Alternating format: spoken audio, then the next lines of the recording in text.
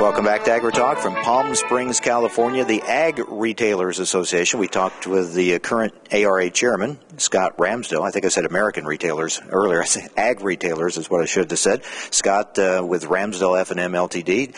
And joining us now, and by the way, our broadcast today brought to you in part by Ramsdell Enviro Services in South Dakota. We're very happy to have with us John Hammer, Operations Manager for Ramsdell Enviro Services in Flandreau, South Dakota. Good to see you. Good morning.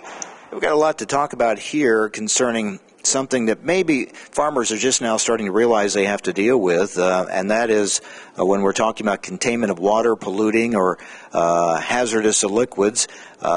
Many states have requirements for fertilizer secondary containment. Some states are just beginning to get into that. It's kind of confusing with EPA rules through the Clean Water Act, and some farmers maybe are just starting to kind of try to get their hands around this a little bit. Yes, they are. As far as the petroleum products, farmers are included in all of the EPA rules. Not only your local businesses, but all farmers are included. If they have more than 1,320 gallons of oil products on the farm, they have to have an SPCC plan, which includes secondary containment of the product. And what's the deadline that they have to comply with? The deadline is November 10th of 2011, but if a farm was in operation in November 10th of 2002, they're already to have an SPCC plan. So a lot of farmers are behind the calendar time, and most of them didn't even know they had to have an SPCC plan. Now, what does J.C. Ramsdell Enviro Services offer farmers? What do you provide? We provide design and materials to build secondary containments. We actually have kits that we put on a pallet and ship to farmers so they can build it themselves. We'll also have crews that go out and construct the secondary containment for them if they desire. Because it is confusing and kind of overwhelming to know even where to start. It is. A lot of farmers don't understand the law and what they have to do. And as farmers get bigger and bigger, if they have over 10,000 gallons of fuel, they have to have a licensed professional engineer sign off on the SPCC plan. And that's one area we can help them. Yeah, and I would think the other question is, maybe a farmer might say, am I doing something that qualifies? What does qualify for a plan?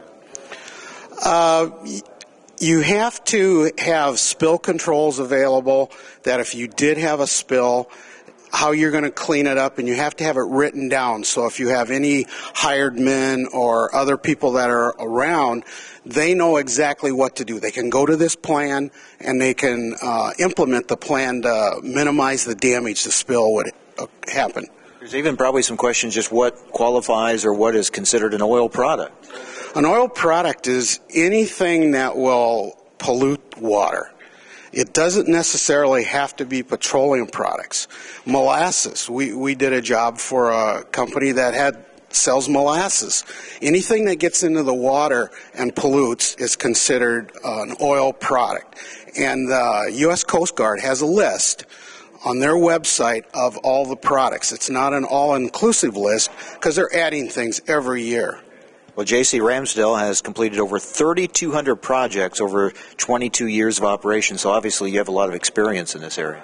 Yeah, we do consider ourselves the leader in this field.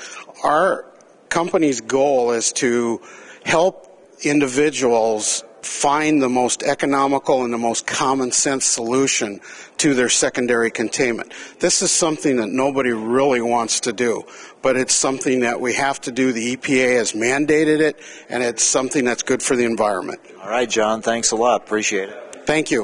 All right, that is John Hammer, Operations Manager for J.C. Ramsdell Enviro Services in Flandreau, South Dakota.